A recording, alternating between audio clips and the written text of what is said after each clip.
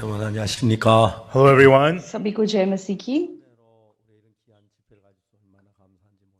तो परमेश्वर के अनुग्रह से हम ये सभा कर पा रहे हैं, हम बहुत धन्यवादी हैं। तो परमेश्वर जब भी हमें देखते हैं, परमेश्वर हमसे बहुत सी बातें करना चाहते हैं। तो आत्मिक जीवन बहुत ही सरल सी चीज है।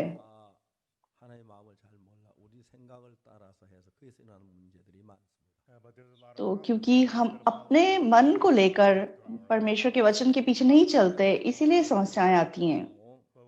तो अगर हम स्पष्ट रूप से परमेश्वर के मन को समझ जाएं और परमेश्वर के मन के पीछे चलें, तो फिर आत्मिक जीवन बहुत ज्यादा आसान है। तो आज उसी बारे में मैं आपसे बात करना चाहता हूं। मैं उत्पत्ति 40 से वचन को पढ़ूंगा। उत्पत्ति 40 हम 1 से पढ़ेंगे। उत्पत्ति 40 को खोलिए।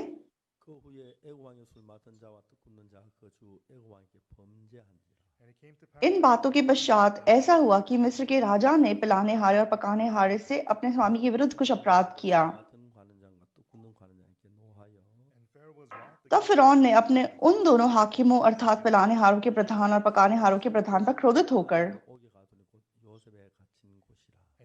उन्हें कैद करा के अंगरक्षकों के प्रधान के घर में उसी बंदीगृह में जहां यूसुफ बंदी था डलवा दिया।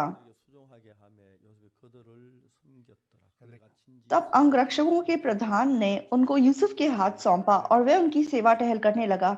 अतः वे कुछ दिन तक बंदीगृह में रहे।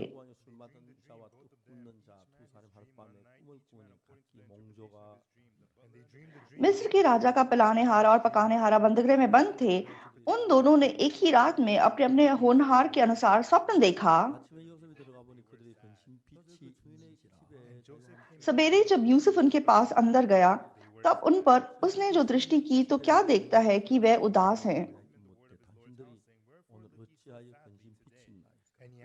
इसलिए उसने फिरौन के उन हाकिमों से जो उसके साथ उसके स्वामी के घर के बंदीगृह में थे पूछा, आज तुम्हारे मुंह क्यों उदास हैं?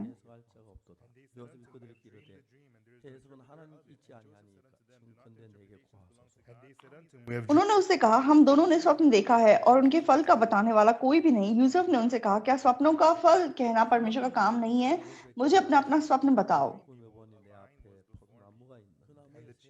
तब पिलाने हारों का प्रधान अपना स्वप्न यूसुफ को यूं बताने लगा, मैंने स्वप्न में देखा कि मेरे सामने एक दाखलता है और उस दाखलता में 3 डालियां हैं और उसमें मानो कलियां लगी हैं और वह फूली और उसके गुच्छे वे दाख लगकर पक गई।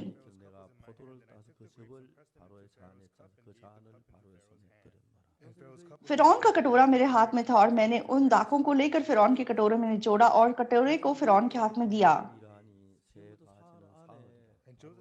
तब यूसुफ ने उसे कहा, इसका फल यह है। 3 डालियों का अर्थ 3 दिन है।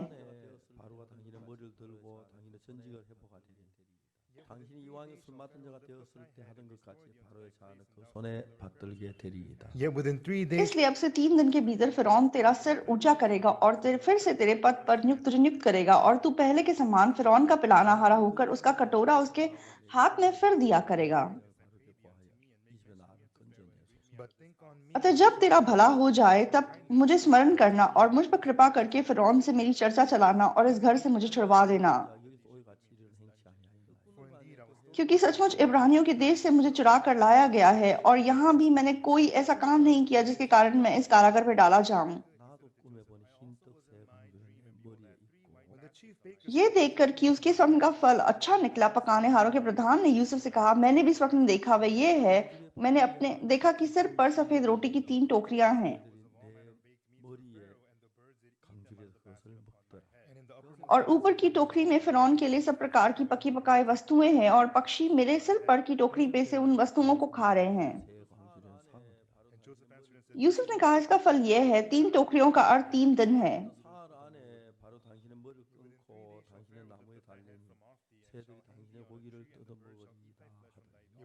अब से 3 दिन के भीतर फिरौन तेरा सिर कटवाकर तुझे एक वृक्ष पर टंगवा देगा और पक्षी तेरे मांस को नोच नोच कर खाएंगे।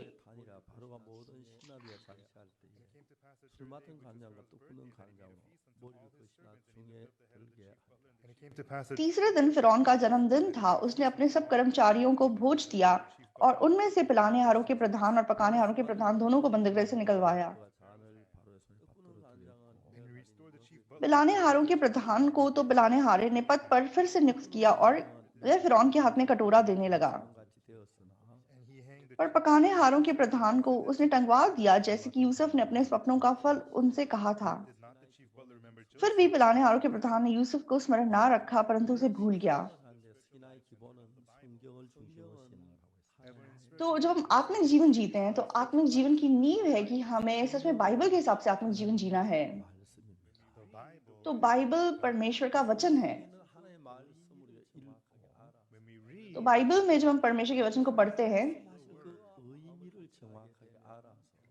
और परमेश्वर जो हमें बताना चाहता है, जब हम उसका अर्थ को ठीक से समझ जाते हैं और जब हम परमेश्वर के साथ अपना मन एक करते हैं, उसके वचन के मतलब के साथ अपना मन एक करते हैं, तब जैसा परमेश्वर ने तैयार किया है उस प्रकार हम उससे आशीष और अनुग्रह पा सकते हैं।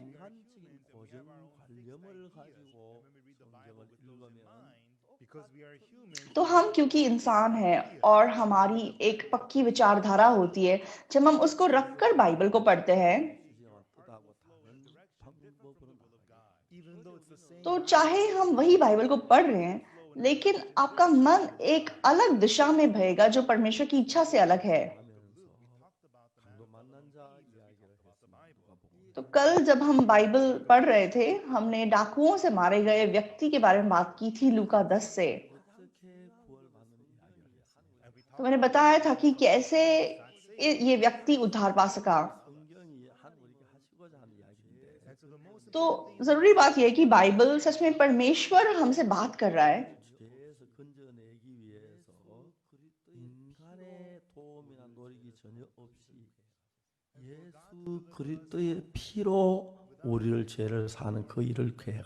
And for God to तो deliver परमेश्वर ने हमारे उद्धार के लिए, हमें पापों से बचाने के लिए, हमारी कोई सहायता या योगदान के बिना सिर्फ यीशु मसीह के लहू के द्वारा परमेश्वर हमें पाप से बचाना चाहता था।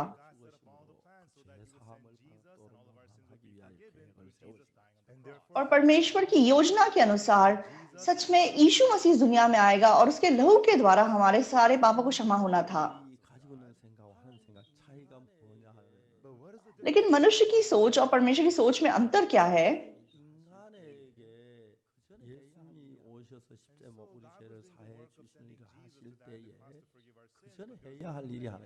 And so God was doing तो परमेश्वर को सच में यीशु मसीह को भेजने से पहले और क्रूज पे हमारे पापों को उठाने से पहले उसे एक काम करना था। तो यीशु मसीह जब क्रूज पे चढ़ाया गया तो हमारा पाप भी क्रूज पे चढ़ा दिया गया। तो यीशु मसीह क्रूज पे हमारे पापों के लिए मर गया। तो अगर हम लोग उससे पहले ये पहचान नहीं पाएंगे कि हम पापी हैं या नहीं हैं, तो हम सोचेंगे कि अरे मेरे अंदर तो कोई पाप नहीं है, मुझे क्या जरूरत है, यीशु मसीह को क्रूस पर चढ़ने की क्या जरूरत थी। तो हमारा परिणाम ऐसा निकले बिना नहीं रह सकता। तो इसलिए परमेश्वर के लिए यीशु मसीह को भेजकर हमारे पापों को धोना भी जरूरी था।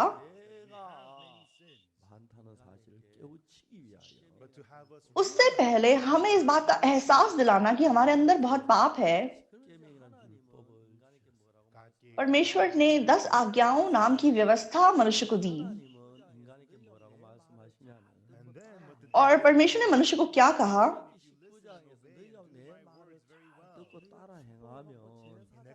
तो निर्गमन 19 में परमेश्वर ने कहा है कि अगर तुम इन सब आज्ञाओं को मानोगे और मेरी बातों को मानोगे तो तुम धन्य होगे और तुम याजकों का देश कहलाओगे।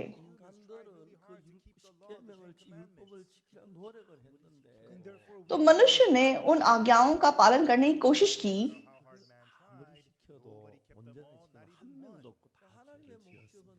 लेकिन कितना भी सबने कोशिश की, मनुष्य उसका पालन नहीं कर सका। एक व्यक्ति भी नहीं कर सका।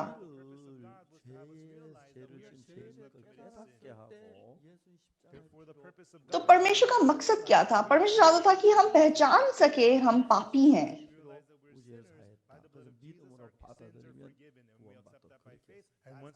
और परमेश्वर की योजना थी कि हम अपने आप को पापी पहचानने के बाद यीशु मसीह के लहू पे विश्वास करें जो उसने क्रूस पे बहाया और उसके द्वारा हम उद्धार पाएं। तो इंसान अकेला नहीं है, शैतान मनुष्य के अंदर काम करता है।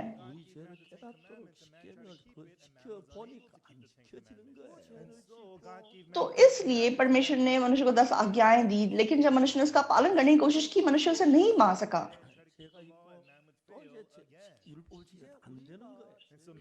तो मनुष्य ने बार बार कोशिश की उस व्यवस्था को मानने की, लेकिन उसने उसे तोड़ा और पाप किया।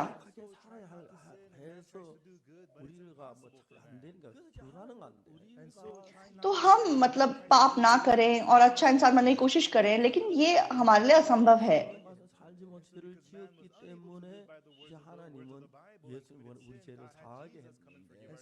तो परमेश्वर के वचनों के अनुसार क्योंकि मनुष्य ने पाप किया, इसलिए परमेश्वर ने यीशु मसीह को भेजा ताकि वह हमारे पापों को क्षमा कर सके। तो बहुत लोग ज्ञान रूपी तौर पे जानते हैं कि यीशु मसीह क्रूस पे हमारे पापों के लिए मर गया,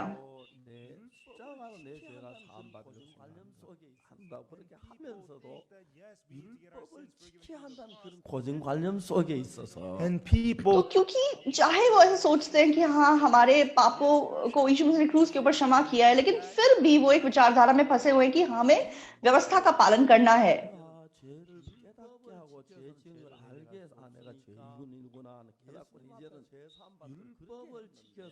해결할 수 없으니까 예수님 앞에 죄 사함 받도록 그렇게 했는데 and so the तो law is व्यवस्था का मकसद क्या था? व्यवस्था हमें इस बात का एहसास दिलाने के लिए थी कि हाँ मैंने पाप किया, मैं इस व्यवस्था का पालन नहीं कर सकता, इसलिए मुझे यीशु के सामने जाना होगा पापों का उद्धार पाने के लिए। 모아가지고 열심히 율법을 지켜서 하는 기쁘게 하면서 살려고 한다면 그쪽으로 많이 기울여 있는 거예요. but Satan has लेकिन शैतान ने मनुष्य के मन को किस दिशा में झुका दिया? नहीं, हमें व्यवस्था का पालन करना पड़ेगा, व्यवस्था का पालन करके हमें परमेश्वर को प्रसन्न करना पड़ेगा।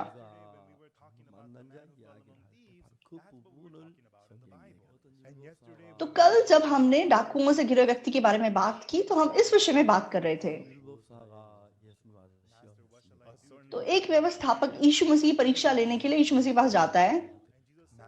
यीशु मसीह अनंत जीवन का वारिस होने के लिए मैं क्या करूं? 무엇이가 기록되면 어떻게 읽느냐? तो यीशु ने कहा कि व्यवस्था में क्या लिखा है, तू उसे कैसे पढ़ता है? 우리 인간을 지키고 복을 받으라고 주는 게 아닙니다. तो व्यवस्था हमें इसलिए नहीं दी गई कि हम उसका पालन करें और उसके द्वारा हम आशीष पाएं। 깨닫게 하기 위해서 율법을 깨닫게 되면 व्यवस्था हमें इसलिए दी गई कि उसके द्वारा हम पहचान जाएं कि हम पापी हैं। 죄인인 걸 깨닫게 되면 율법으로 우리 깨끗하게 될 수 없기 때문에 바로 예수님 앞에 또 죄 사함을 받아야 합니다. when तो we जब हम एक बार पहचान जाते हैं व्यवस्था के द्वारा कि हम पापी हैं, तब हम जान सकते हैं कि व्यवस्था के द्वारा हम उद्धार नहीं पा सकते, इसलिए हम यीशु के सामने जाते हैं। 지켜 행하면 복을 주겠다. तो परमेश्वर ने कहा कि ठीक है, अगर तुम पूरी व्यवस्था का पालन करोगे तो तुम आशीष पाओगे, लेकिन अगर तुम इसको नहीं मानोगे तो तुम श्रापित होगे। लेकिन मनुष्य ने उसको कोशिश किया, लेकिन वो नहीं कर पाया। उसने फिर कोशिश की, वो नहीं कर पाया और वह पापी बन गया। अगर ऐसा था, हाँ मैंने पाप किया, तो क्या व्यवस्था मेरा पाप धो सकती है? नहीं धो सकती। तो व्यवस्था से अलग 죄 사함을 받아야 तो यीशु मसीह के सामने जाके आपको पापों की क्षमा पानी होगी।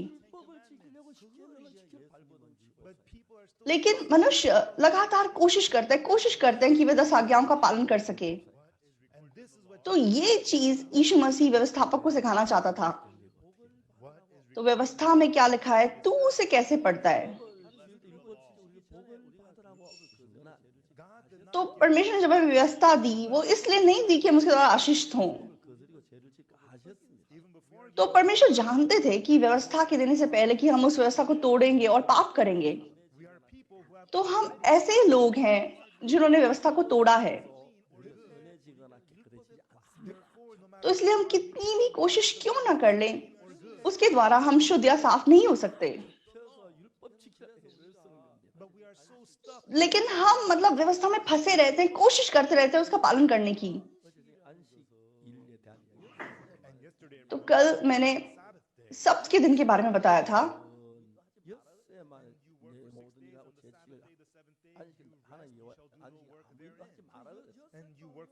तो सप्त के दिन में के बारे में बताया गया है कि 6 दिन तुम्हें काम करना और 7वें दिन तुम्हें विश्राम करना, तुम्हें कुछ काम नहीं करना। तो मतलब 6 दिन के लिए जो दास लोग थे वो मेहनत करते थे, भार उठाते थे, बहुत परेशानी में होते थे। तो आज का दिन जैसे 0 o'clock पे शुरू हुआ,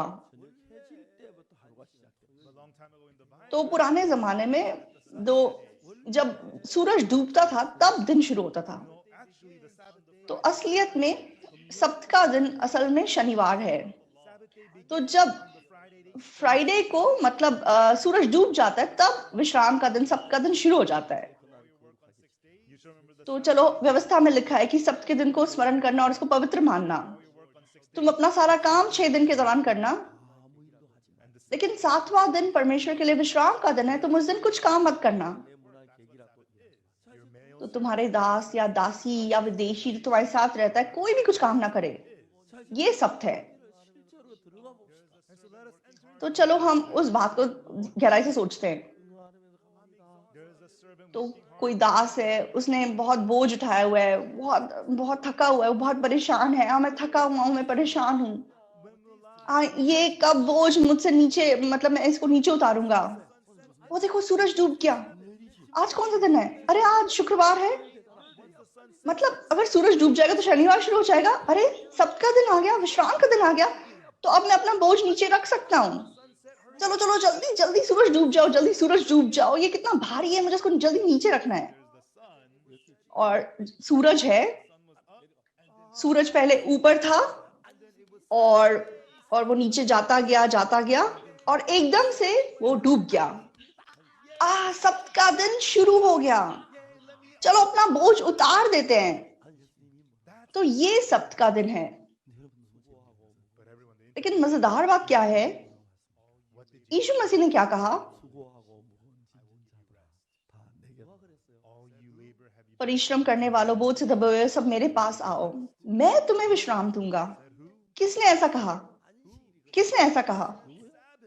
किसने ऐसा कहा? यीशु मसीह ने। विश्राम ने ऐसा कहा। समझ रहे? तो विश्राम के दिन ने ऐसा कहा। तो आप जो परिश्रम करते हो, बोझ से दबे हुए हो, मेरे पास आओ, मैं तुमको विश्राम दूंगा। तो विश्राम के दिन ने, सप्त के दिन ने ऐसा कहा। तो इसका मतलब क्या हुआ?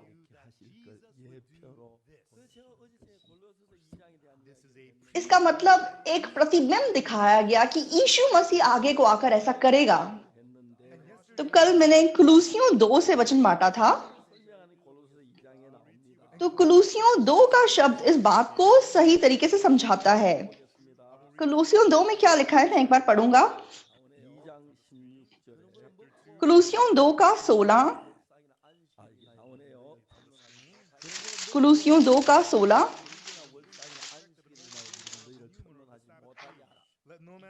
इसलिए खाने पीने या पर्व या नए चांद या सप्त के विषय में तुम्हारा कोई फैसला ना करे,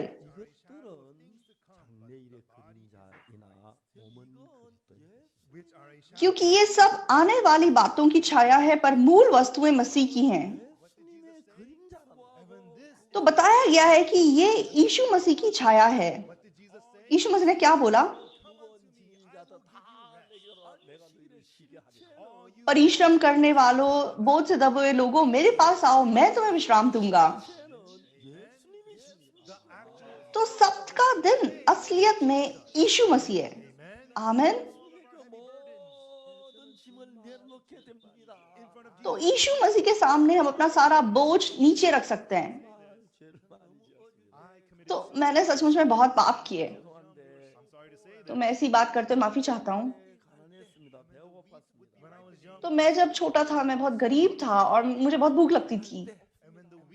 तो जब मतलब जो गेहूं पकने वाली होती थी, तो हम गेहूं के खेत में जाते थे अपने दोस्तों के साथ और गेहूं के बालक तोड़ते थे और उसको अपनी छाती से लगा के पहाड़ के ऊपर चले जाते थे और वहां आग लगाते थे और फिर हम उस गेहूं को भूनते थे और गेहूं भुन जाती थी। और फिर उसके बाले तोड़ के अपने हाथ पे रखते थे और उसको ऐसे करके हिलाते थे और उसके सारे मतलब छिलके उतर जाते थे और फिर फूक करके हम उसको जब उसके छिलकों को उड़ा देंगे और सिर्फ दाने रह जाते थे। तो मैं आपसे सच बता रहा हूँ, दुनिया में उससे स्वाद कुछ नहीं है, वो बहुत स्वाद होता है। 내가 하도 그게 먹고 싶었어. तो मुझे बहुत उसको खाने का मन करता है। तो पिछले साल नहीं, इस साल की बात है, कुछ समय पहले तो किसी ने मुझे सच में वो गेहूं भून के दी। तो पहाड़ के नीचे वहां पे आग लगा के कुछ मिशनरी स्टूडेंट्स ने आग लगाई और हमने उसको भूनी और ऐसे ऐसे करके हमने उसको फूंक मार के उसकी मतलब सारे छिलके उड़ाए और उसको खाया।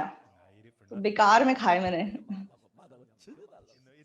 क्योंकि पहले जैसे उसका स्वाद था, अब जो उसका स्वाद लगा बिल्कुल अलग था। तो कहते हैं कि चोरी की रोटी स्वाद होती है, बिल्कुल यही मतलब लगा मुझे, क्योंकि उस जमाने में हमारे पास खाने के लिए कुछ नहीं था, इसलिए वो हमें बहुत स्वाद लगता था। तो मैंने किसी के खेत से मतलब सेब चुराना, परसिमन चुराना, ऐसे पाप बहुत किए और सुबह सुबह मैं रोज प्रार्थना करता कि हे प्रभु ये पाप क्षमा कर दे। लेकिन बाइबल में क्या कहती है? बाइबल में बताती है कि यीशु मसीह के लहू ने मेरे पाप को धो दिया है, लेकिन मैं इस पर विश्वास नहीं कर पाया।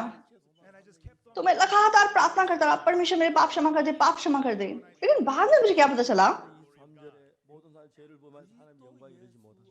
रोमियो 3:23 में, क्योंकि सबने पाप किया और सब उसकी महिमा से रहित हैं, तो उस छुटकारे के द्वारा जो मसीह यीशु में है, अनुग्रह से, तो बिना कोई कीमत के, सेंत मेंत तुम धर्मी हो, ऐसे हमें धर्मी ठहराया गया। किसने धर्मी ठहराया? परमेश्वर ने। आमीन। तो परमेश्वर हमको धर्मी ठहराता है। तो परमेश्वर क्योंकि एक सिद्ध न्यायाधीश है, वो ऐसे ही पापी को धर्मी नहीं बोलेगा। तो परमेश्वर ने जब हमारे पापों को क्रूस पे धुलते हुए देखा, उसके बाद उसने हमें धर्मी कहा, और मैं और तुम जो विश्वास नहीं करते उनको छोड़ के हम सबको उसने धर्मी कहा है। जो उस पर विश्वास नहीं करते उनके लिए उसका कोई फायदा नहीं है। हाँ, परमेश्वर ने मुझे धर्मी ठहराया है, क्रूस के ऊपर मेरे सारे पाप धो दिए हैं, मेरे पाप खत्म हो गए हैं। तो इतना आसान है, सिर्फ उस पर विश्वास करना है। लेकिन जो ये नहीं जानते, व्यवस्थापक क्या बोलता है? अनंत जीवन का वारिस होने के लिए मैं क्या करूं? व्यवस्था में क्या लिखा है? तू उसे कैसे पढ़ता है? व्यवस्थापक क्या कहता है? तो अपने पूरे मन से, पूरी ताकत से, पूरी लगन से परमेश्वर को प्यार करो और अपने पड़ोसी को अपने समान प्रेम करो। तो एक बार मैं बाइबल पढ़ रहा था, तो मैं एक दिन में अपने मतलब समय का हिसाब लगाता हूँ।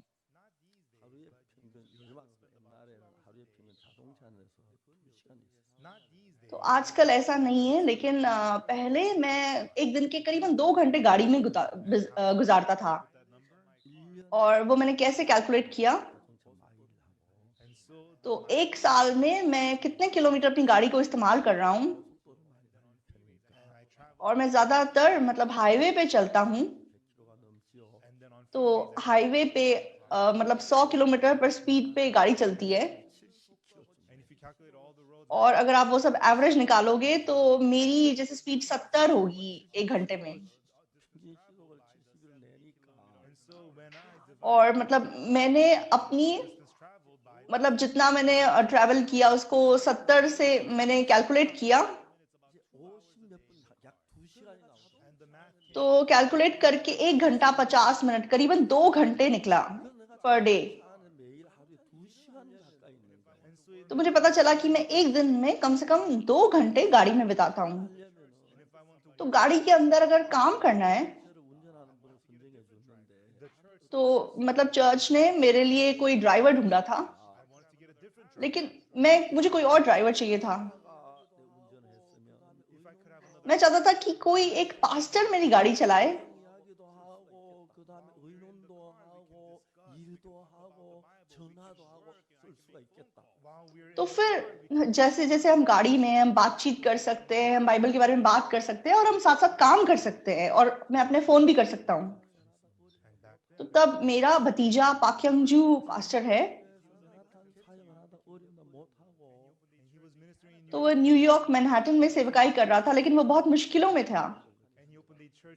और उसने कनाडा में एक चर्च शुरू किया, लेकिन वो बहुत मुश्किलों में फिर से था। तो मैंने उसे फोन किया, 영주야하고 반말하는데 क्योंकि वो मेरा भतीजा है, इसलिए मैं उसको ऐसे उसके नाम से बुलाता हूँ।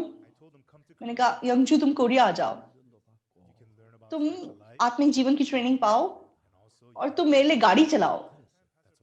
तो मैंने ऐसे कहा, 박영준 목사는 그때 굉장히 서슴했다. लेकिन पाक यंगजू पास्टर को तब बहुत मतलब वो थोड़ा नाराज हो गया। आप मुझे ऐसे क्यों नहीं छोड़ देते? आप मुझे सेवकाई नहीं करने दे रहे, मुझे ड्राइवर बना रहे हो। उसने फिर अपने मन में सोच लिया, ठीक है मैं पास्टर नहीं हूँ, ऐसा करके उसने सोच लिया। तो वापस आते हुए उसने अपने बेटे को बोला, आगे से तेरे पापा पास्टर नहीं है। तो बेटे ने कहा, क्यों पापा, पास्टर क्यों नहीं हो? तो पास्टर क्या अच्छा है? हाँ, ऑफरिंग मिलता ना पास्टर को।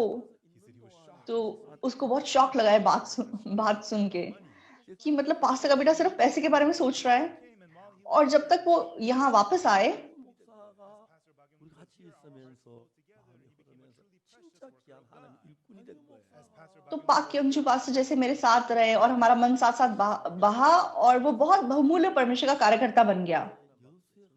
여수에 갔으면 और उस समय एक बार मैं यसू गया था, 못 잡거나 막 정신 먹고 사모님들에게 성경 공부를 해야 तो रात को मैं ज्यादा सोया नहीं था, और अगले दिन मतलब लंच के बाद मैं सामोनिम्स के साथ बाइबल स्टडी कर रहा था, और जैसे मैं बात कर रहा था मुझे नींद आती जा रही थी। 잠을 조금만 내가 좀 쉬고 싶다. तो मैंने वो जो पास्टर की पत्नियां इकट्ठी हुई थी, मैंने उनको कहा कि मुझे थोड़ा आराम करने की जरूरत है, मैं बहुत थक गया हूँ, मैं आधा घंटा ब्रेक लेना चाहता हूँ। 그래서 30분 성경 얘기해라. तो मैंने पाक यंगजू पास्टर को बोला कि आधा घंटा तुम मेरी जगह बाइबल के बारे में इनसे बात करो। 치고 이제 졸라고 폼을 잡고 있는 거야. तो मैं मतलब दीवार पे सिर टेक के मैं ऐसे लेट सोने वाला था, और पास्टर पाक यंगजू बात करने लगे। तो उनकी बातें सुन के मैं हैरान रह गया, क्या तो इतनी आत्मिक प्रभु के मन से प्रभावित बातें कह रहा था। तो जिस दौरान वो यहाँ पे था, तो वो बहुत हैरान रह गए। तो 1 साल मेरे साथ ऐसे रहे। तो वो अपने 3 बड़े बड़े बैग लेके आए थे। तो बोलने लगे कि वो बैग खोलने का उनको टाइम नहीं मिला। रात को 11 बजे वो घर पहुंचते, नहाते धोते सो जाते, सुबह सुबह बाहर निकल आते, फिर अगले दिन रात को 11 बजे घर वापस जाते, और पूरा दिन वो बाइबल के बारे में बात करते, संगति करते। तो ये देख के उनका मन इतना छुल गया। तो उन्होंने क्या देखा? उन्होंने हमारे अंदर बहने वाले परमेश्वर के काम को देखा। तो अगर आप बाइबल के वचनों में परमेश्वर के काम को देखेंगे, तो आप अपनी हर समस्या को परमेश्वर के द्वारा सुलझाएंगे। तो चाहे आप बाइबल को पढ़े, अगर आप परमेश्वर के मन को नहीं समझेंगे, तो मैं जो काम करता हूं और परमेश्वर जो काम करता है, उसकी तुलना हम कैसे कर सकते हैं? उसकी तुलना नहीं हो सकती। लेकिन ज्यादातर लोग खुद कुछ अच्छा करने की कोशिश करते हैं। हाँ, मैं दशमांश ज्यादा दूंगा, अगर मैं अच्छा काम करूंगा, हाँ परमेश्वर, तो वो बहुत मतलब उत्साहित होकर परमेश्वर के सामने जाते हैं। लेकिन जब वो कोई पाप करते हैं तो बहुत निराश हो जाते हैं। तो इस प्रकार लोग परमेश्वर के मन को नहीं जानते। परमेश्वर ने जब हमें व्यवस्था दी, परमेश्वर ने इसलिए व्यवस्था नहीं दी कि हम उसका पालन करें और आशीष पाए। तो परमेश्वर ने कहा कि अगर तुम व्यवस्था का पालन करोगे तो मैं तुम्हें आशीष दूंगा, अगर तुम नहीं पालन करोगे तो मैं तुम्हें श्राप दूंगा। लेकिन कोई भी उस व्यवस्था का पालन नहीं कर सका। तो परमेश्वर ने हमें व्यवस्था क्यों दी? वो हमें जानने देना चाहता था कि हम सिर्फ श्रापित होने लायक मनुष्य हैं। मनुष्य फेल हो चुका है। अब मेरी बात ध्यान से सुनिए। तो पुराने जमाने में हमारी जब सड़कें और ट्रांसपोर्टेशन अच्छा नहीं था तो लोग चलते थे। तो हमारे घर से नागतोंग नदी बहुत नजदीक है। तो जब सर्दियां होती है तो नागतोंग की नदी मतलब एकदम से जम जाती है।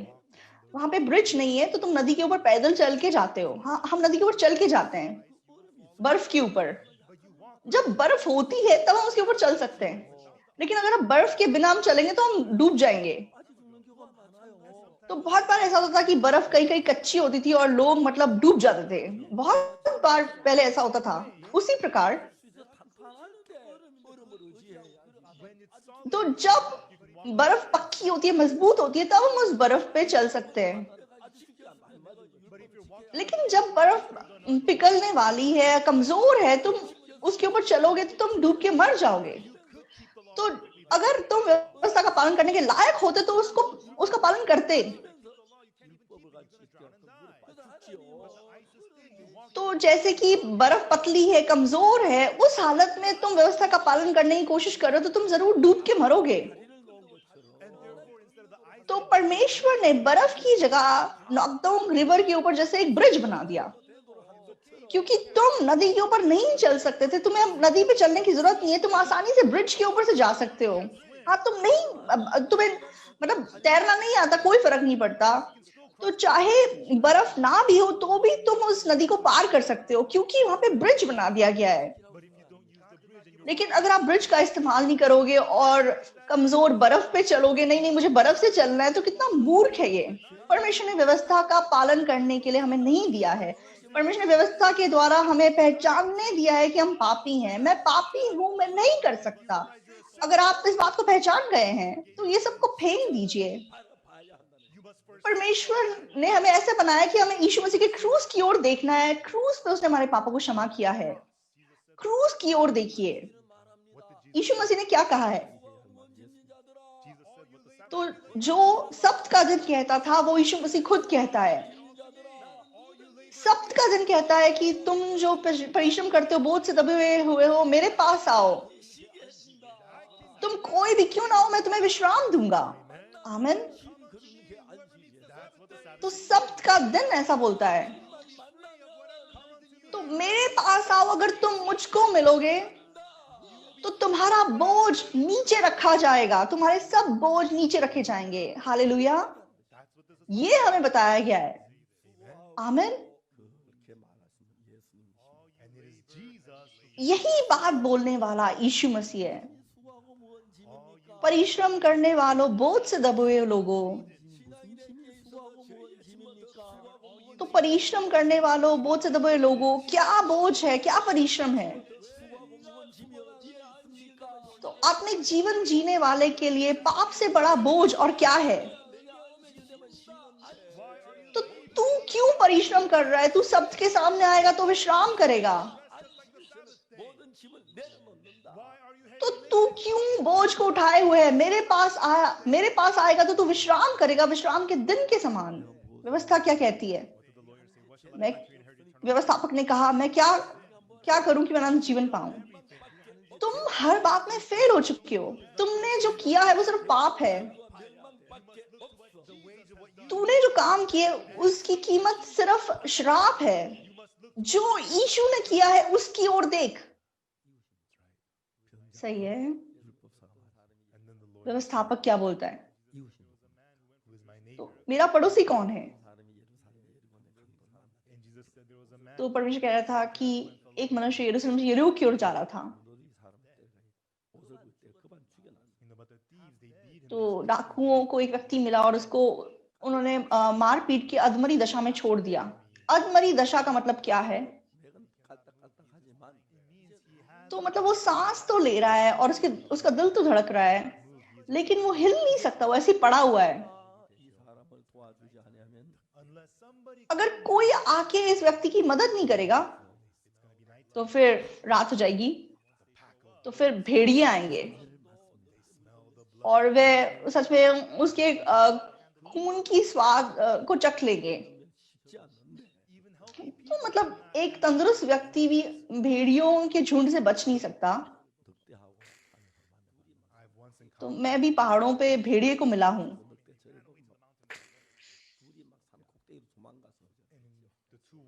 लेकिन दो भेड़ियों ने मुझे देखा और वे पहाड़ों के अंदर भाग गए, तो मैं बच गया। लेकिन अगर वो मुझ पे अटैक करेंगे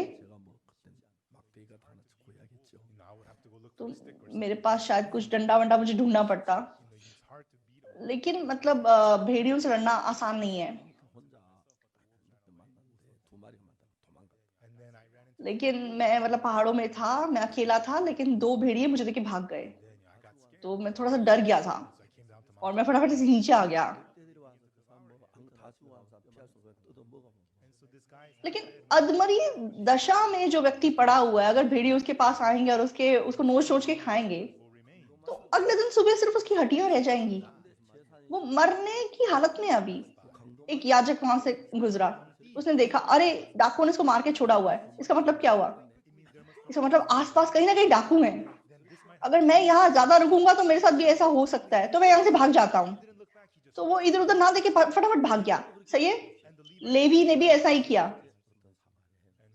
तीसरा, एक सामरी यात्री वहां आया। तो यीशु मसीह ने क्या कहा है?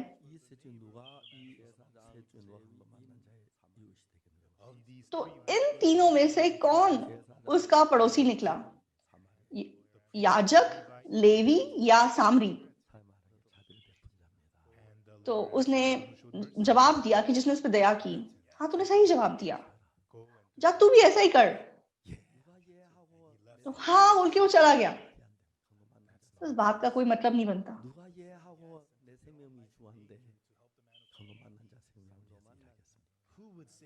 तो कौन हाँ बोलेगा कि मतलब अपने जीवन को खतरे में डाल के कौन दूसरे की मदद करेगा?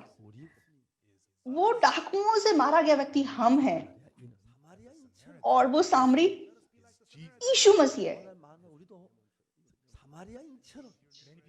तो आज बहुत लोग बोलते हैं हमें सामरी के समान बनना है, हाँ हमें अपने पड़ोसी को अपने समान प्रेम करना है। तो पागलों के बोलने वाली बात है। याजक वहां से गुजर गया क्योंकि आसपास डाकू है, कौन उसकी मदद करेगा? तो हम नहीं कर सकते, लेकिन हम धोखा खाते और हमें लगता है कि हम कर पाएंगे, हमें लगता है कि हम व्यवस्था का पालन कर पाएंगे। आप समझ रहे हैं? आपको पता है कि जुआ खेलने वाले क्यों जुआ खेलते हैं? आपको पता है क्यों? उनको लगता है इस बार मैं जीत जाऊंगा, फिर हार जाते हैं। इस बार पक्का जीत जाऊंगा, फिर हार जाते हैं। इस बार पक्का जीत जाएंगे। तो वो मन कि मैं जीत जाऊंगा, उस मन को छोड़ फेंकना पड़ेगा। तो व्यवस्था के साथ भी वैसा ही है। हाँ मैं व्यवस्था को रख सकता हूँ, मैं अच्छे से प्रार्थना कर सकता हूँ, नहीं कर सकते आप। हमें उद्धार देने वाला हमारी खुद की मेहनत या कोशिश नहीं है, यीशु मसीह का अनुग्रह है। आमीन, आमीन, अनुग्रह है। यीशु मसीह के लहू के अलावा और कोई रास्ता नहीं है। हाँ, अब मैं अपने पड़ोसी से प्यार करूंगा, असंभव बात है। मैंने कल भी आपसे बताया। तो उस डाकू से मारे गए व्यक्ति को जब सामरी ने देखा, सामरी ने उसको देखा, उस पर दया करी, उसके नजदीक गया, उसके ऊपर तेल उंडेला, दाखरस उंडेला, उसको पट्टियां की, अपने जानवर पे उसे बिठाया, उसे सराय में ले गया, उसकी सेवा टहल की। सही है? और 2 दिनारी दी और सराय के मालिक के हाथों में उसे सौंपा और बोला कि इसकी देखरेख करना, जब मैं वापस आऊंगा तो मैं सब कुछ चुका दूंगा। 10 काम उसने इसके लिए किए। तो उन 10 कामों में से तो किसने किया? क्या सामरी ने किया या डाकुओं से घिरे व्यक्ति ने किया?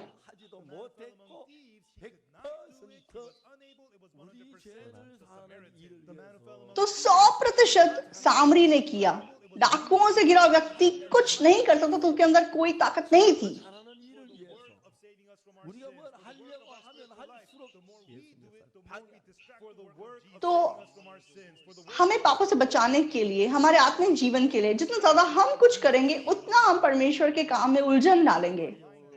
तो जो डाकुओं से घिरा व्यक्ति था, सामरी आया, तो उसने मन से देखा कि हाँ, ये मेरी मदद करेगा। 기름을 붓고 포도주를 붓고 तो वो आया, उसने अपना बैग खोला, उसके ऊपर तेल उंडेला, दाखरस उंडेला, उसकी पट्टियां की। और यहाँ डाकुओं से घिरे व्यक्ति ने कुछ नहीं किया, सब कुछ यीशु मसीह ने किया।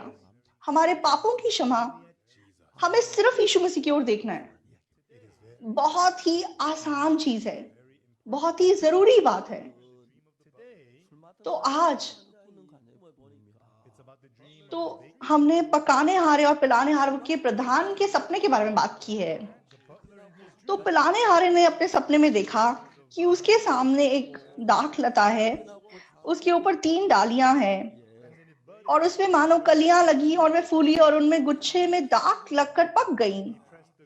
फिरौन का कटोरा उसके हाथ में था। उन दाखों को लेकर फिरौन के कटोरे में निचोड़ा और कटोरे को फिरौन के हाथ में दिया। जब मैंने वचन पढ़ा तो यूसुफ ने इस सपने को सुना और कहा कि इसका फल है कि 3 दिन के भीतर फिरौन तेरा सिर ऊंचा करेगा। और पकाने हारे ने क्या सपना देखा कि उसके सिर के ऊपर सफेद रोटी की 3 टोकरियां हैं और ऊपर की टोकरी में फिरौन के लिए सब प्रकार की पकी पकाई वस्तुएं हैं और पक्षी उसके सिर की टोकरी में से उन वस्तुओं को खा रहे हैं। तो यूसुफ ने कहा कि इनका फल 3 टोकरियों का 3 दिन है। अब से 3 दिन के भीतर फिरौन तेरा सिर कटवाकर तुझे एक वृक्ष पर टंगवा देगा और पक्षी तेरे मांस को नोच नोच कर खाएंगे। तो इन दोनों ने पाप किया है, लेकिन 3 दिन के बाद क्या होने वाला है? तो जो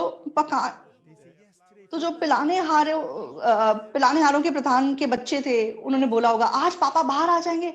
तो वो तैयार होके फूल लेके तो बंदीगृह के द्वार के सामने खड़े हुए थे।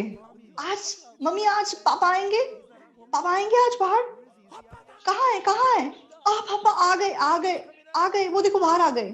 और दरवाजा खुला तो उन्होंने अपने पापा को गले लगाया, पापा आप आ गए। तो ये लोग इतने खुश हुए, लेकिन पकाने हारे के बच्चे तो पिता आने वाला तो नहीं आ रहा है। तो उन्होंने बंदीगृह के प्रधान से पूछा, हमारे पापा क्यों नहीं आ रहे हैं? तुम पकाने हारे के प्रधान के बच्चे हो, मेरे साथ आओ। तो वो अंदर गए, कोने में गए और एक पेड़ के नीचे गए। बड़ा सा पेड़ था, लेकिन तो उस पेड़ से कुछ नीचे गिर रहा था, खून नीचे गिर रहा था। जब उन्होंने ऊपर देखा, उनके पिता फांसी पे लटके हुए थे। पिताजी पिताजी पिताजी। तो 2 बहुत अलग परिणाम आए, बहुत अलग वातावरण था। क्यों? तो मुझे पता था कि यूसुफ ने सपने का मतलब बताया,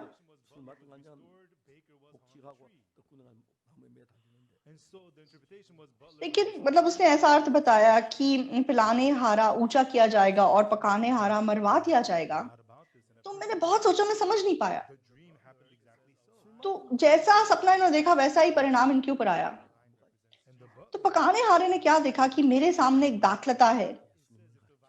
तो ये दाखलता यीशु मसीह को दर्शाता है। तो मेरे सामने दाखलता है, इसका मतलब दाखलता ने सब कुछ को ढांप दिया है।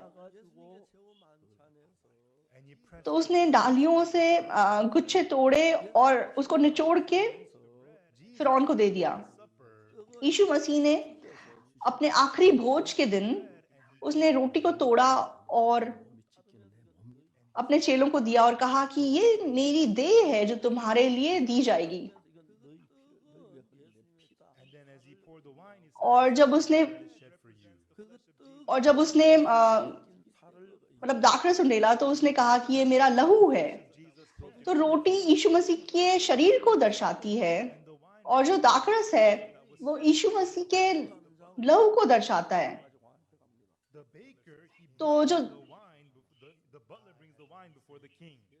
तो जो मतलब पिलाने हारा है, पिलाने हारा दाखरस को लेके फिरौन के सामने जाता है। मेरे पास बहुत पाप है, लेकिन यीशु मसीह ने अपना लहू बहाया और मेरे पाप को धो दिया, इसलिए मैं सिर्फ इस लहू पे निर्भर करता हूं। तो आप इस लहू को देखिए और मेरे पापों को आप धो दीजिए और मुझे स्वीकार कीजिए। तो इस व्यक्ति ने सिर्फ यीशु मसीह के लहू पर निर्भर किया, लेकिन जो पकाने हारा था तो उसके सिर के ऊपर सफेद रोटी की टोकरियां थी। तो यीशु मसीह ने क्रूस पे अपनी देह सच में बलिदान दी। उसको सिर्फ यीशु के देह पे निर्भर करके आगे जाना था, उसने सिर्फ उस पे निर्भर नहीं किया। तो आज बहुत सारे मसीही लोग इस पकाने हारे के समान हैं। तो चाहे यीशु मसीह उनके लिए क्रूस पे चढ़ गया, लेकिन वो विश्वास नहीं करते कि उनके पाप धुल गए हैं, वो अभी भी मानते हैं कि वे पापी हैं। तो इसीलिए उस रोटी का उनके लिए कोई महत्व नहीं है। तो सफेद रोटी के ऊपर वो बहुत सारी पक्की पकाई वस्तुएं अपने अच्छे काम को जोड़ लेते हैं, इसलिए सफेद रोटी दिखाई नहीं देती। तो मैंने क्या अच्छा किया है? आपने जो अच्छा किया है, कि आप उसकी तुलना क्रूस से कर सकते हैं?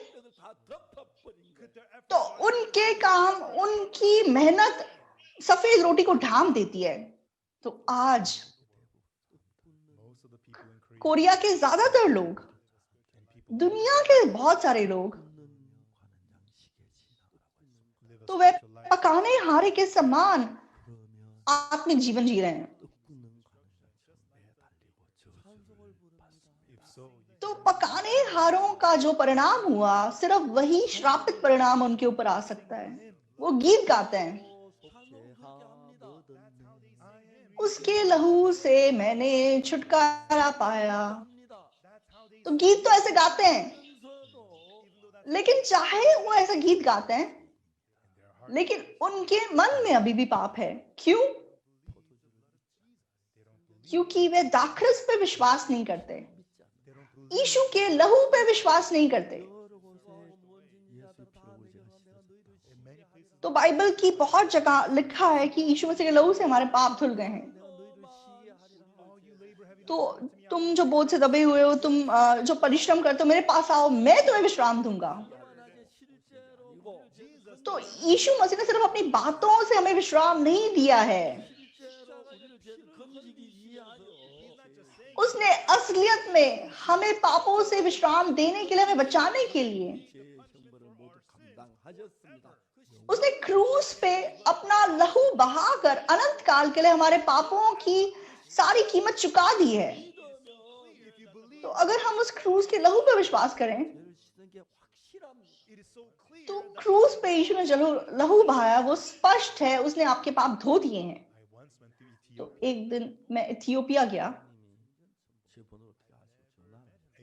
तो एक यूनिवर्सिटी के चांसलर थे, उनको मेरा नंबर पता चला और वो मुझसे मिलने आए। मैं कभी उनसे पहले नहीं मिला हूं, तो उन्होंने मुझे फोन किया, पास्टर जी। हाँ जी पास्टर जी, आपका सफर कैसा रहा? हाँ, मैं अच्छे से पहुंच गया हूँ।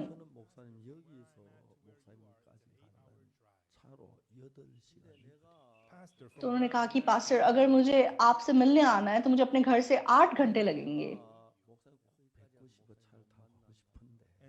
लेकिन पास्टर जी, मैं सच में आपसे मिलना चाहता हूँ और मैं गाड़ी में आना चाहता हूँ, लेकिन मान लो मैं इतनी दूर आऊं और आपको मिल ना पाऊं तो बहुत मुश्किल होगा।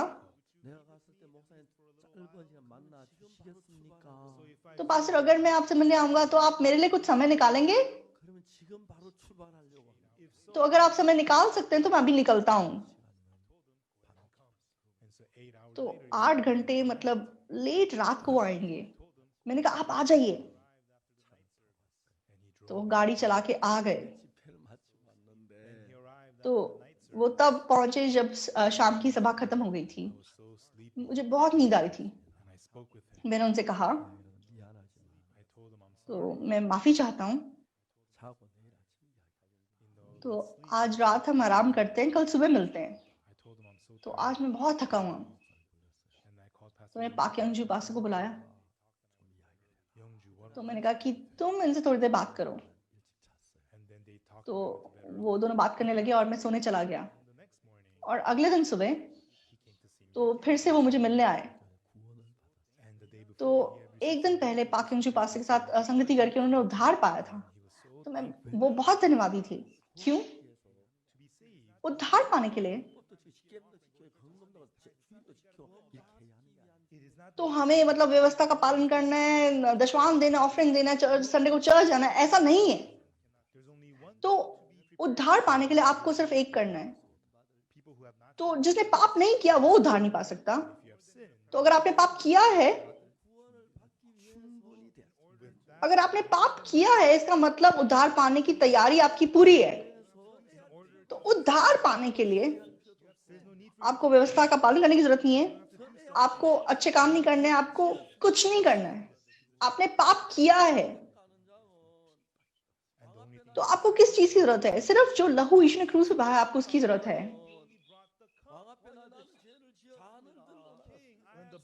तो पिलाने हारा जब यीशु मसीह के सामने आया तो वो सिर्फ एक खाली प्याला लेके आया।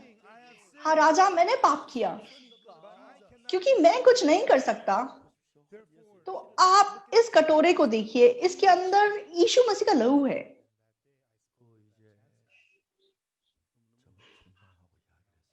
तो उस दिन मैंने उस चांसलर साहब के साथ बात की। तो बहुत धन्यवादी बात क्या थी? तो मैंने रोमियो 3:23 पढ़ा, क्योंकि सबने पाप किया और सब उसकी महिमा से रहित हैं।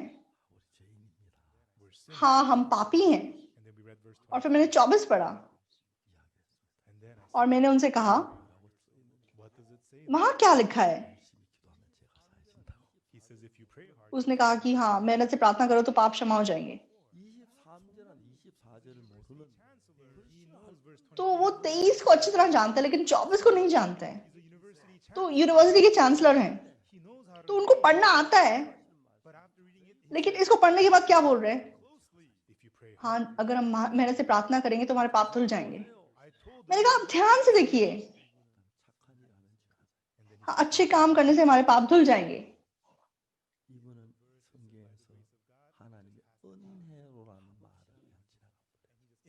तो ये व्यक्ति इस बाइबल वर्स को पढ़ते हुए भी उसने अनुग्रह शब्द को ऐसे ही जाने दिया, सेंटमेंट शब्द को भी ऐसे ही जाने दिया। तो हमारे पापों की क्षमा के लिए, क्योंकि वो यीशु मसीह के अंदर जो छुटकारा है उसके द्वारा है, यीशु मसीह के लहू के द्वारा है।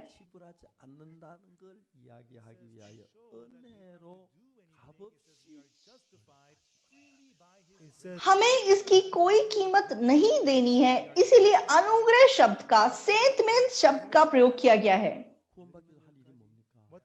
तो डाकुओं से मारे हुए व्यक्ति ने अपने उद्धार के लिए क्या किया? उसने कुछ नहीं किया। 10 में से 10 चीजें, 100 में से 100 चीजें, उद्धार पाने के लिए जो भी लगता है वो यीशु मसीह ने क्रूज पे पूरा किया है। हालेलुया।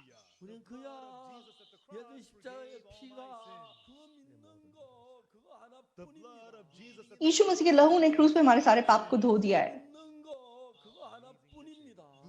तो हमें सिर्फ एक सच्चाई पे विश्वास करना है। तो ये कितनी अद्भुत बात है। तो डाकुओं से गिरा व्यक्ति, उसने कुछ नहीं किया। 100% ये सामरी के द्वारा हुआ। तो हमारे पापों की क्षमा 10 में से 10 सब यीशु मसीह ने किया है। हमारे हाथ उसमें नहीं लगते हैं। तो मैं शुरुआत में जब मैंने गाड़ी खरीदी तो मैं अपने बेटे के साथ इधर बहुत जाता था। तो जब मैंने बेटे को जब बेटे ने मुझे गाड़ी चलाते हुए देखा तो मेरा बेटा बोलने लगा, पापा मैं गाड़ी चला सकता हूँ? नहीं पापा मैं भी चला सकता हूँ, पापा मैंने आपसे सीख लिया है। मैंने कहा नहीं, तो मैंने उसे कभी चाबी नहीं दी। 하나의 관리. तो उसके बाद से मैंने चाबी छिपा के रखनी शुरू की। तो उसके मन में इतनी इच्छा थी गाड़ी चलाने की, 시켜보고 싶었는데 그래도 못하고. तो मैं उसे एक दिन किसी पार्क में ले जाके गाड़ी चला के दिखाना चाहता था, लेकिन मैं नहीं कर पाया। लेकिन जब वो बड़ा हो गया, मैंने उसे गाड़ी चलानी सिखाई। तो एक बार हम शिकागो को जा रहे थे, हमारा पूरा परिवार जा रहा था। 그때는 고속도로고 길도 좋아서. तो तब मतलब हाईवे था और रास्ता बहुत अच्छा था, और मैं सो गया। मैं गाड़ी चलाते सो गया, तो एकदम से उसने कहा, पिताजी पिताजी। मैंने कहा क्या? 비가 쏟아지네. तो बहुत तेज मतलब बारिश आने लगी कि वो डर गया। तो मैंने उसे कहा कि मतलब मैंने उसे साइड पे गाड़ी लगाने के लिए कहा, और मैंने कहा कि तुम इमरजेंसी लाइट चलाओ, और गाड़ी को रोक दी। मैंने कहा कि अब मैं चलाऊंगा। तब मैंने फिर से गाड़ी चलानी शुरू की। बहुत पुरानी बात है। तो अब मेरा बेटा हमेशा गाड़ी चलाता है, तो मैं कभी नहीं चलाता। तो मेरा बेटा मुझसे बेहतर गाड़ी चलाता है, और मैं अब बूढ़ा हो गया हूं, मैं नहीं चला पाता। तो पापों को धोने का जहां तक सवाल है, हमारे हाथ उस पर नहीं लगने चाहिए। तो उस छुटकारे के द्वारा जो मसीह यीशु में है,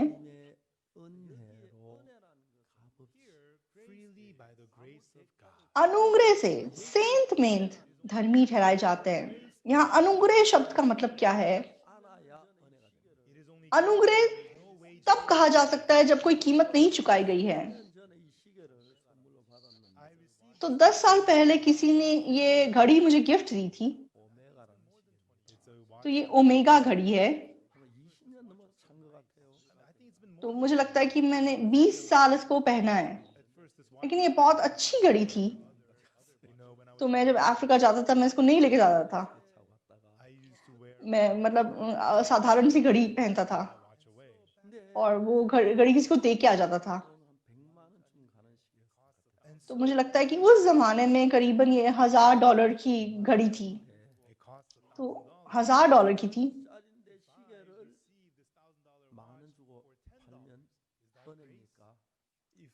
तो ये $1000 की घड़ी है। अगर मैं इसको $10 में बेच दूं, तो क्या ये अनुग्रह है? अनुग्रह नहीं है। कीमत दे दी गई है, अनुग्रह नहीं है। तो $1000 की घड़ी है। अगर मैं $1 में इसको बेच दूं, तो भी ये अनुग्रह नहीं है, क्योंकि कीमत चुका दी गई है। अगर मैं इसे $100 पैसे में, 1 पैसे में भी बेचूं, तो भी वो अनुग्रह नहीं है। अनुग्रह का मतलब मुफ्त है, कोई कीमत नहीं दी गई, मेरी ताकत भी नहीं लगी, मेरा काम भी नहीं लगा। 100% यीशु मसीह ने किया। तो इसलिए पिलाने हारे ने, उसने सिर्फ खाली कटोरा लेके गया। इसमें देखिए, इसमें दाखरस है, यीशु मसीह का लहू है। यीशु मसीह ने मेरे लिए लहू बहाया है, मेरे पाप की समस्या सुलझ गई है। तो मैं धर्मी हूं, आप देख लीजिए। आपने मुझे धर्मी कहा है, परमेश्वर ने कहा है कि मैं धर्मी हूं। तो ये विश्वास है। तो हम खुद कुछ अच्छा करें और पापों की क्षमा पाने की कोशिश करें, मन फिराने की कोशिश करें, प्रार्थना करने की कोशिश करें और पापों की क्षमा पाने की कोशिश करें, अपनी मेहनत से दशवान देकर, तो ऐसे उद्धार नहीं मिल सकता। उद्धार परमेश्वर ने सिर्फ मुफ्त दिया है, बिना कीमत के दिया है। तो आप चाहे इसमें विश्वास करते हैं, लेकिन जो उद्धार के बारे में स्पष्ट विश्वास नहीं रखते, क्योंकि यीशु मसीह का क्रूस उनको ठीक से पता नहीं है। यीशु मसीह का क्रूस सिद्ध है, उसने सिद्ध रूप से हमारे पाप को धो दिया है, थोड़ा सा भी बाकी नहीं छोड़ा है, अनंत काल के लिए। तो उसने अनंत काल के लिए हमें सिद्ध कर दिया है। लेकिन लोग जब वो खुद की ओर देखते हैं, उनको लगता है कि मैं इतना गंदा इंसान हूं, कैसे अपने आप को धर्मी कह दूं। तो हमारे चर्च में एक को पास्टर है जिनका नाम शिव हुनसब है। तो वो बहुत शराब पीते थे। वो हपचन नाम की जगह पे रहते थे। तो एक बार मैं जिंजू गया था कंटाटा के लिए। तो कंटाटा खत्म करने के बाद मुझे जिंजू चर्च में सोना था, लेकिन हपचन चर्च के मेंबर्स मुझसे बोलने लगे कि पास्टर जी आप हमारे चर्च एक बार आ जाओ। तो मैंने सोचा कि मैं जिंजू में नहीं सोऊंगा, मैं हपचन में जाके सोऊंगा। तो मतलब वहां पे मतलब सड़कें वड़कें बहुत अच्छी हैं। तो मैं 20 मिनट में हपचन चर्च पहुंच गया,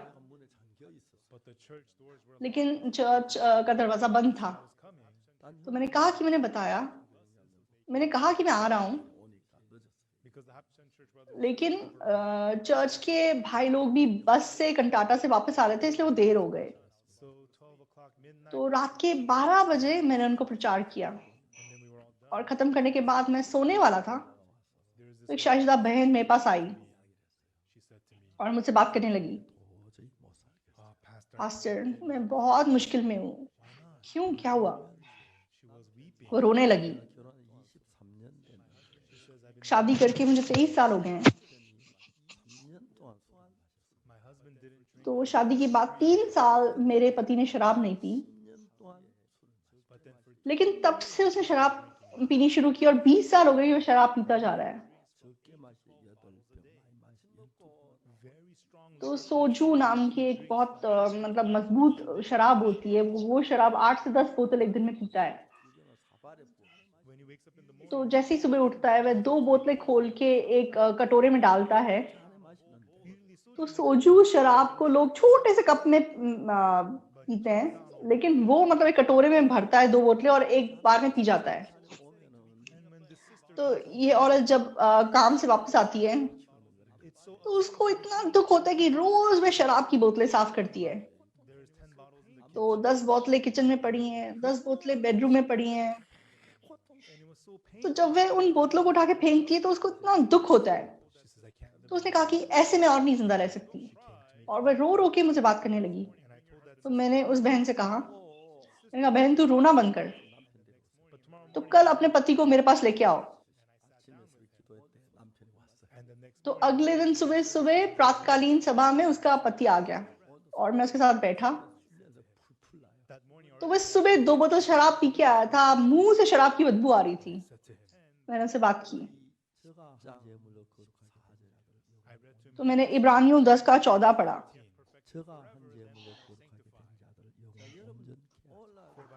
तो एक ही बलिदान के द्वारा उन्हें जो पवित्र किए जाते हैं उसमें सर्वदा के लिए सिद्ध कर दिया है।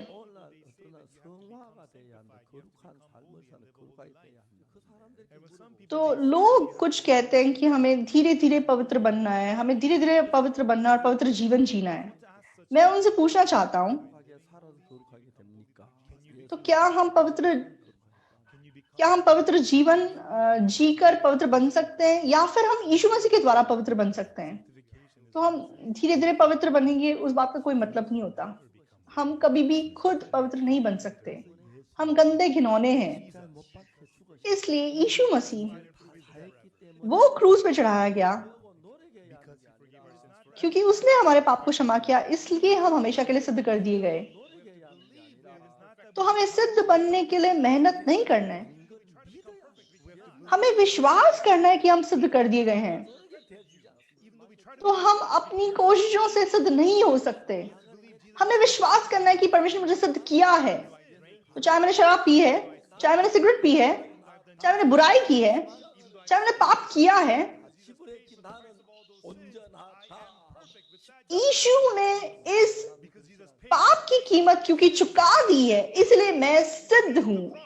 ऐसा कह के आपको क्रूस पे विश्वास करना है, लेकिन ज्यादातर लोग ऐसा नहीं करते हैं। तो चाहे यीशु क्रूस पे उनके पापों के लिए मर गया, लेकिन वे अपने पापों को याद करते हैं और कहते हैं कि मैं गंदा घिनौना पापी हूं, मुझे क्षमा कर दो। तो यीशु मसीह को क्या चीज सबसे ज्यादा गुस्सा दिलाती है?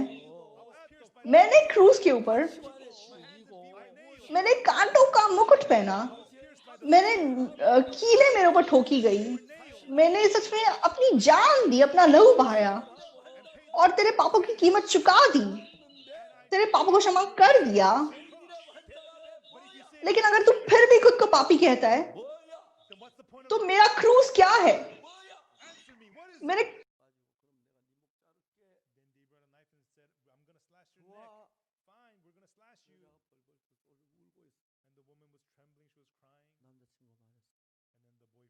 나를 쏴. 어차피 어차피 난 죽을 거야. 나를 쏴. 빨리 쏴.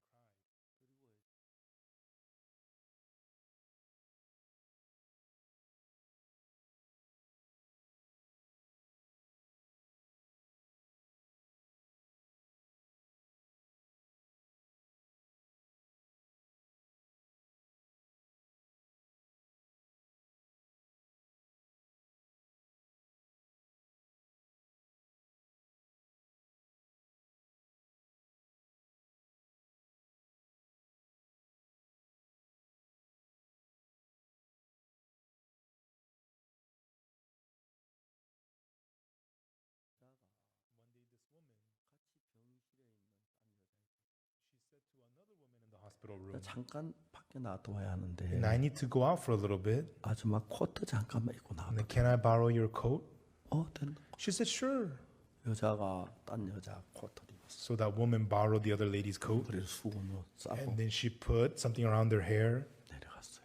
And she walked down. 내려가가지고 And she went down. 그 병원 앞 택시에 탔어요. And she got into a taxi in front of the hospital. 타자 전문을 걸어 잠갔어요. And as soon as she got in the taxi, she locked the 아저씨, doors. 경찰서 Sir, 가져요. take me to a police 부탁해, station, please. 경찰서로 가세요. Take me to a 경찰- police station, please.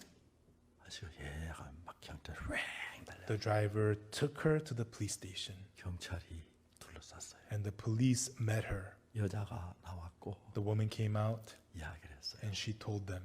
그래서 자기가 지난 얘기했어요. And she told her whole story to them. 그날 밤에 경찰 1개 중대가 And that night, a squad of the police officers 지존파크 다 둘러쌌어요. surrounded the base of the Supreme Gang. 당시에 교도소가 있는 한 사람 놔두고 다 잡았어요. And then, except for one guy who was in prison, they arrested them all. 그리고 얼마 지난 뒤에 재판이 있어요. And then, not long after that, was the trial. 마지막에 제일 먼저 그 여자를 재판했어요. At first, this woman stood trial.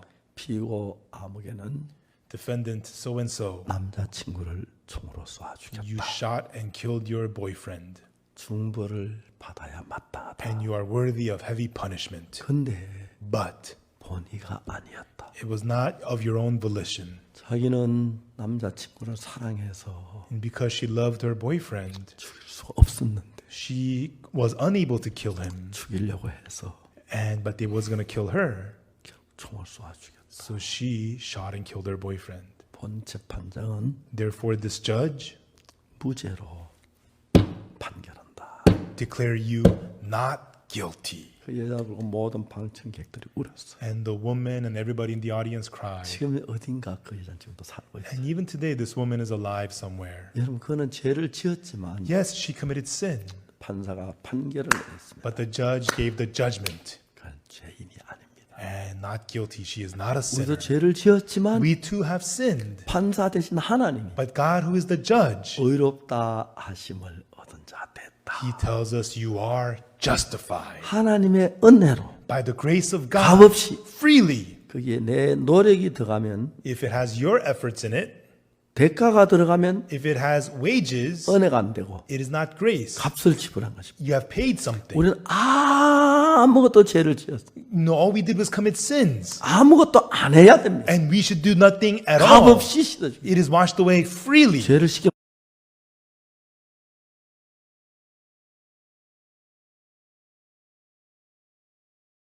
기만 해야 하지. Just believe that God is हमें सिर्फ justified. विश्वास करना है कि परमेश्वर हमें धर्मी ठहराया है।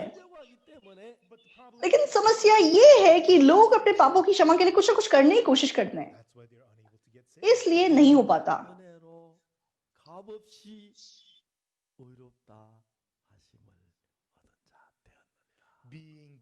तो परमेश्वर के अनुग्रह से सेंट में धर्मी ठहराए गए हैं।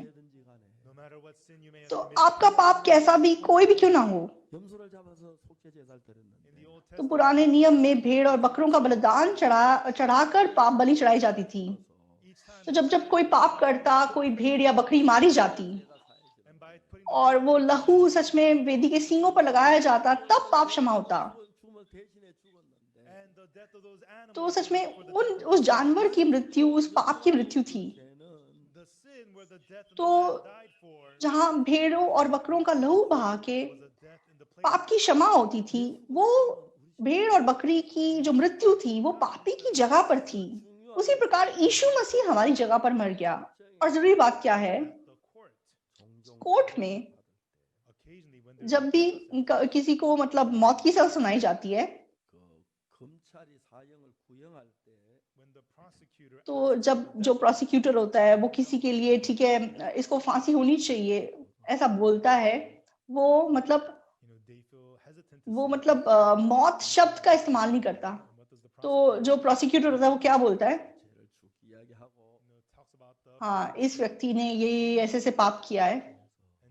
तो समाज को बचाने के लिए 최고형을 구형합니다. तो ऐसे व्यक्ति को सबसे ऊंची सजा मिलनी चाहिए। 제일 높은 형이 사형입니다. तो कानून के हिसाब से सबसे ऊंची सजा मौत की सजा है। 사람 죽이면 तो आप एक व्यक्ति को अगर मारोगे तो आपको सच में मौत की सजा होती है। अगर आप दो को मारोगे तो क्या 2 बार आप मारोगे? नहीं, 최고형이 사형이기 때문에 सबसे ऊंची सजा क्योंकि मौत की सजा है, मौत की सजा से बढ़कर कोई सजा नहीं है। तो आप 1000 लोगों को मारोगे तो भी मौत की सजा होती है। 히틀러가 유대인들을 수많이 죽였습니다. हिटलर ने अनगिनत यहूदियों को मारा, 법정 최고형 사형 한 번만 받았지 두 번, 세 번 안 받았어요. लेकिन उसको मौत की सजा एक बार हुई, 2-3 बार नहीं मिली। 맞습니까? सही है? तो सही है। 한 번 죄를 지어도 사형이고 तो एक बार हम पाप करें तो भी मृत्यु है। आप 10 लोगों को मारो तो भी मौत की सजा है। सबसे ऊंची सजा मौत की सजा है। 봐도 사형이고 तो एक व्यक्ति के पाप के लिए भी मौत की सजा थी, 1000 लोगों के पापों के लिए भी मौत की सजा थी। 대신 저도 और यीशु मसीह अगर लाखों करोड़ों लोगों के पापों की जगह भी अगर मरता तो भी उसे मौत की सजा, सबसे ऊंची सजा मिलनी थी, 때문에 क्योंकि मौत की सजा से बढ़कर कोई सजा नहीं है। 다 짊어지고 तो यीशु मसीह ने जगत के सब लोगों के पापों को अपने ऊपर उठा लिया और यीशु मसीह को मौत की सजा मिल गई। 온 세상 사람들의 모든 죄가 씻겨졌어요. इसीलिए सारी मनुष्य जाति के पाप धुल गए। 술 맡은 관장은 तो जो पिलाने हारा था 죄를 वो अच्छे से जानता था, 그래 उसने पाप किया, इसलिए उसके पास कोई तरीका नहीं था। 못 박힌 예수님의 피를 तो जो यीशु मसीह का लहू जो क्रूस पे चढ़ाया गया, तो वो दाखरस था, वो दाखरस उसको दर्शाता है। 이거 너희를 나의 피라.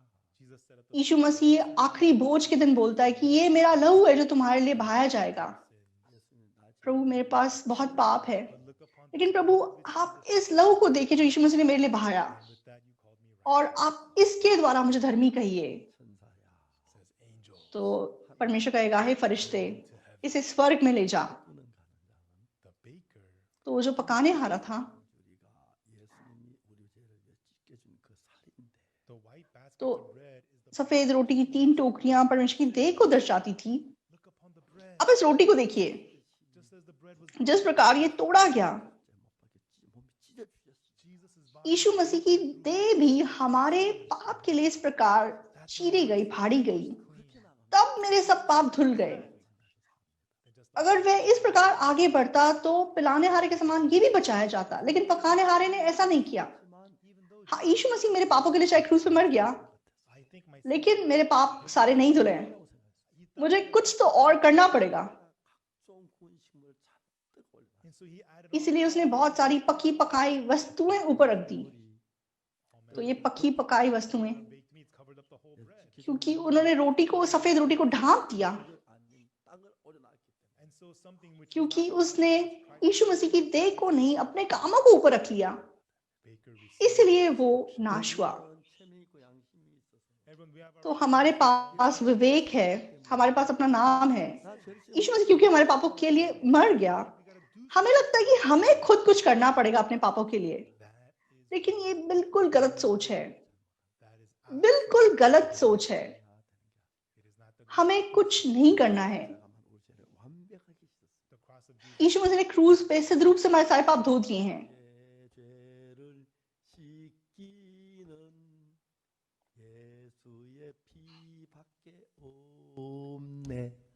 What मेरे पाप को धोए कौन, यीशु के लहू जो क्रूज पे बहा। तो क्या आप अपने विवेक में अभी भी सोचते हैं कि आप पापी हैं? क्या आपके मन में अभी भी पाप की वजह से अंधकार है? आप ऐसे मत रहें। यीशु पे विश्वास करें, आपका पाप कोई भी क्यों ना हो। जब आप क्रूज पे चढ़ाए गए, तो चाहे आपके कितने भी पाप थे, चाहे कितने भी ज्यादा थे, तो सच में उसने सबसे ऊंची सजा को पा लिया है, और हमारे सारे पापों की जो भी कीमत थी वो वहां पे खत्म हो गई है। इसलिए अब आप लोग यीशु मसीह के नाम से जीते हैं।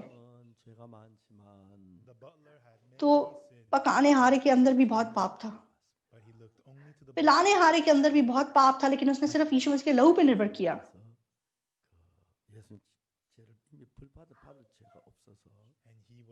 तो वो निष्पाप निकला और उसके लिए कोई सजा बाकी नहीं रही, और वह अपने पुराना काम फिर से करने लगा। तो पकाने हारे के लिए भी सफेद रोटी काफी थी, वो यीशु मसीह की देह थी, लेकिन उसने उस पर विश्वास नहीं किया। उसे लगा वो काफी नहीं है। इसने बहुत सारी पकी पकाई वस्तुएं, अपने खुद के काम को उसने उसके ऊपर रख लिया, और उन पकी पकाई वस्तुओं ने सफेद रोटी को, यीशु मसीह की देह को छिपा लिया, इसलिए वो नाश हुआ। क्या आप लोग भी आज ऐसे नहीं जी रहे हैं? हाँ, मुझे और अच्छे काम करने हैं, मुझे और वफादारी से काम करना है, मुझे सब्त का दिन मानना है, मुझे दशवान देना है। तो आप ये मत सोचिए कि उन चीजों से आपके पाप धुल सकेंगे। आपके पाप सिर्फ यीशु मसीह के लहू से धुल सकते हैं, और उस लहू ने आपके सब पापों को धो दिया है और आपको धर्मी ठहराया, पवित्र किया है। उस सच्चाई पे विश्वास करके आपके पाप धुल जाता है, आपके सामने भी, परमेश्वर के सामने भी। तो अगर परमेश्वर आपको धर्मी कहता है तो आप धर्मी हैं। परमेश्वर ने आपको धर्मी कहा है, तो उसमें आप कुछ और बात मत बोलिए। आप ये बोलिए, परमेश्वर अगर मुझे धर्मी कहता है, तो चाहे मैंने बहुत पाप किए हैं, मैं धर्मी हूं। तो आपको ऐसे बोलना है, आपको ऐसे विश्वास करना है। तो ये यीशु मसीह के क्रूस पर विश्वास करना है। तो पापों की क्षमा पाना, यीशु मसीह ने उसको पूरा कर दिया है। हमें क्या करना है? सिर्फ विश्वास करना है। तो उसने हमारे पापों को क्षमा कर दिया, लेकिन आप विश्वास अगर नहीं करेंगे तो आप पाप में ही जीते रहेंगे। अगर आप विश्वास करेंगे तो आप पाप से आजाद हो जाएंगे। हम प्रार्थना करेंगे।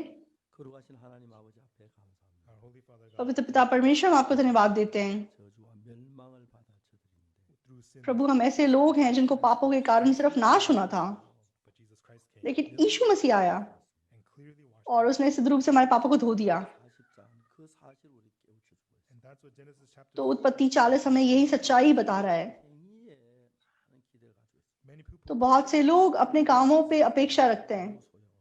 हमारे भले कामों का परमेश्वर के सामने कोई महत्व नहीं है। तो यीशु मसीह का लहू हमारे पापों की क्षमा के लिए काफी है।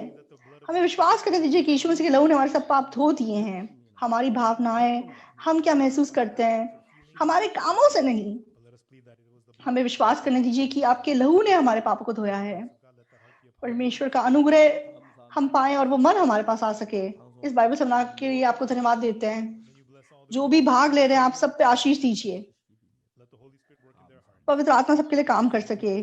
धन्यवाद देते हैं, यीशु मसीह के नाम से प्रार्थना करते हैं, आमीन। धन्यवाद सबको।